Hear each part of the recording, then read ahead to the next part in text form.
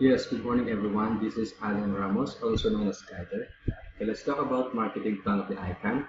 Okay, first I think we have to talk about this Philippine stock exchange, this mutual funds, e-shares, share stocks. Okay, so let's say Philippine stock exchange. So sa Philippine stock exchange, there are companies pala na registered here. There are companies na listed here. For example, Jollibee, PLDT, and Meralco are listed in the Philippine stock exchange. Different from Nasdaq and OTC. So si OTC and Nasdaq naman is a international stock exchange which is located I think from New York, right? So from Philippine Stock Exchange, so dito pala sa Philippine Stock Exchange is if you're going to invest here, so you're going to buy share stocks ng bawat company. Assuming you buy from Jollibee, stock of shares, di ba? So from PLDT, bumili kayo stock shares doon. Then when the company grows, earns, so ibig sabihin, you have profit from this. So, magkakaroon ka na ng profit. So, kasosyo mo rin pala si Manny Panghilihan or kung sino man yung may-ari ng mga companies na to. Okay, same thing with the ICANN. So dito, bibili ka lang ng e-shares. Then after nun, pag nag-profit yung mga companies, ng mga ka-tied up na companies ito, that has been stated in the last video, the last presentation that I have. So, kikita po tayo, magpa-profit din po tayo here. Alright? So let's talk about marketing plan of ICANN. Okay, here in ICANN, bibili ka lang po ng e-shares mo, alright, the e-shares. Okay, if you're going to buy the packages, just like this starter packages, we have $100. So automatically magkakaroon ka na ng e-shares. Okay, e-shares na 45. No need na mag-invite ka or you have direct referral or pairing bonus or matching bonus from your downlines para yun yung pambili mo ng e-shares. Okay. So, automatically, kapag nag-register ka sa ICANN with $100 or whichever packages that you choose, okay, you already have e-shares here. So, for $500, you're going to have 250 e-shares, 1,000 is 500 e-shares, $5,000 is 3,000 e-shares, $10,000 6,000 e-shares, 30,000 is 90,000 e-shares, and I think we have $50,000 din yun, alright? Now, this is the e-shares allocation. So, as I said, kung bibili ka ng package na starter na $100, you have e-shares allocation na 45 shares. Now, assuming tomorrow, nag-register ka ngayon, tomorrow is kailangan mo na yung pera mo that you invested here, that you buy the e-shares, right? So, ang rules po ni ICANN is that 50% of your e-shares, which is 22.5, pwede mo na i-trade tomorrow, pwede mo siya i-sell, then get for your money. All right. Now after a month, now assuming na kailangan mo dito yung pera mo, okay, kailangan mo i-invest na pera mo. So 30% of 22.5 is 13.5. So this 13.5 e-shares, you can sell this, okay, you can trade this based on dun sa value ng current value ng e-shares value, sorry. And then after a month again, on the second month, at kailangan mo ulit yung pera mo, which is 30% of 13.5. So, you can share it or you can trade it and then get for your money. Same thing as dun sa mga susunod na mga packages. You can trade the 50% and then sell mo siya and then get for the money. Right. Now, let's talk about the passive income of ICANN. So, passive income, that means na you don't need to invite, you don't need to recruit para kumita ka sa ICANN. Okay? Now, in passive income, so passive income ng ICANN, we have 3 splits in a year. Okay, 3 splits in a year. That means we have 4 months per split. Okay, on the first split, we have 4 months. So, assuming January, February, March, April. So, that's the first split. Now, on the second split is the succeeding months. So, on the third split, this is after a year. Alright? So, ngayon, di ba bumili ka ng $100, you have 45 shares. Now, after 4 months, with this split, okay, yung 45 shares mo, e-shares, will go up into 450 shares. Now, half of it, okay, kalahati nito is 225. That's why if you want to sell that, okay, you can sell that by the current value, and the value of each share or value of per share is it start with a minimum of 0.10 and the maximum is 0.40. So assuming after 4 months, your 450 shares na hit ng value shares ni ICANN yung 0.40, which is the maximum. Now you have $180, right?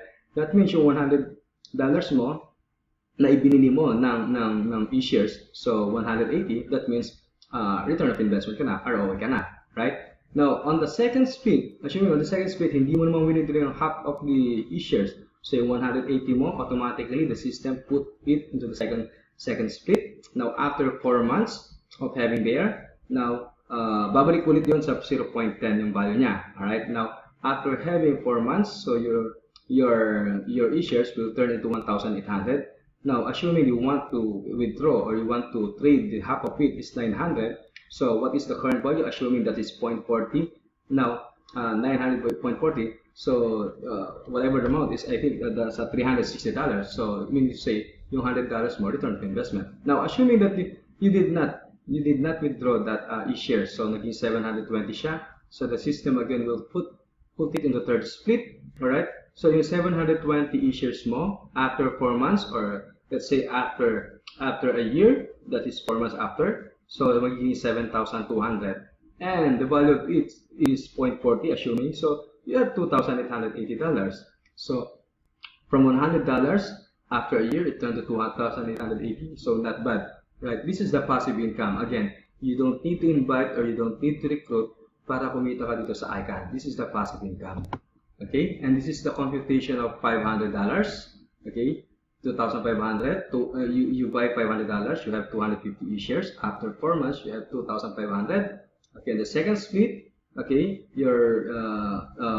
yung e-shares mo will grow to 10,000 shares. On the third split, okay, magiging 40,000 shares siya. Alright, this is your $16,000, your 500 turn into $16,000 is good enough for us to live in. So I think we're going to have a financial freedom for that and time freedom for the family.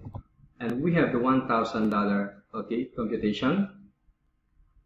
And this is the 5,000 computation. The $10,000, the $15,000 computation, 30,000, and the $50,000 computation. Okay, it's all up to you if ever which package you prefer, right? So let's talk about the networking side. Now, if we're going to do the networking sides, you can do, you cannot. Okay, pwede mong gawin, pwede mo rin hindi gawin because we have passive income. Right now, if you believe na marami kang kakilala or marami kang kaibigan na pwede yung dito na nangangarap din na katulad natin, then this is for you. Alright? This is again for you, another for you. Now, if ever you've started $100, now, na-sponsor mo si Juan de la Cruz. Now, ang binili niyang package is 500. Ibig sabihin, you have 5% from that $500. Alright? Now, is a pairing bonus naman, if you build a group, kapag build ka ng group A and group B, at nagkaroon ka ng pares on your team, so you have 5%. Assuming na $100 yung sa kabila, $100 din sa group B mo, then you have $5 of fee. Okay? And so on, and so on, and so forth. Alright? Now, this is the matching bonus naman. This is the matching bonus. This is the good thing if ever nag-start kayo ng higher packages, which is 500. Kasi, on the second generation, okay, even na hindi mo sila direct, they are your downlines, but they are not your direct. So, kikita ka pa ng 2%. Each pairing bonus na meron sila. Each pairing bonus earnings. Okay? Now, if ever nakapag-direct ka na naman ng isa, either way, either sa group A or group B, you still have 2% until to the 4th generations. Now, again, if ever nakapag-sponsor ka or nakapag-invite ka, nakapag-direct ka na at least 2 packs again, then still until 6th generation, you have 2% from their pairing bonus earnings. Okay? Now, on the third, nakapag-invite ka ulit ng tatlong sponsor mo, up to 8th generation, this means na hindi mo na ito mga downlines. These are your downlines, but these are not your directs. And after that, nakapag-sponsor ka pa ng 4 packs, so nakapag-direct ka, up to 10th generation, yung 10th generation sa mga downlines mo yun, na hindi mo na kilala, so you still have 2% from those people, your downlines. Alright.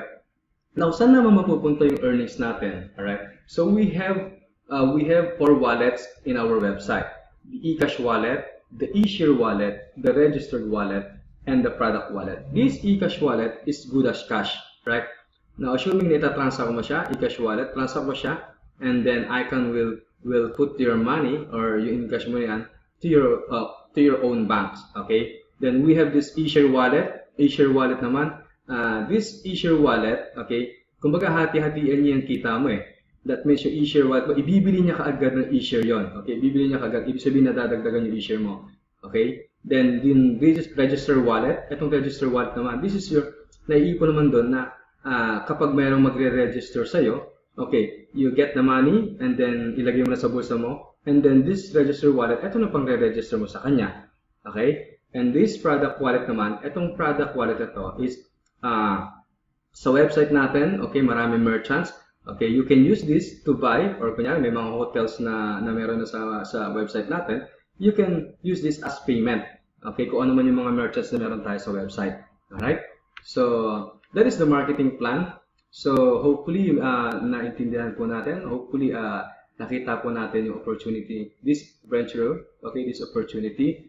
And I hope to be, maging ka-team namin kayo. Okay? Hope na, and another thing, let me din sa promo na $1,000 up, okay, makakapunta po tayo sa Malaysia, and by this April makakasama po tayo sa Malaysia, and good thing kasama po ako doon, and that is my first flight to go abroad. Okay, and I'm very thankful with this icon, this opportunity, and I'm very thankful to Dewi and Johari for sharing this opportunity. Okay, and again, this is Skyler Alan Ramos saying goodbye. Hope to work with you soon. Thank you so much.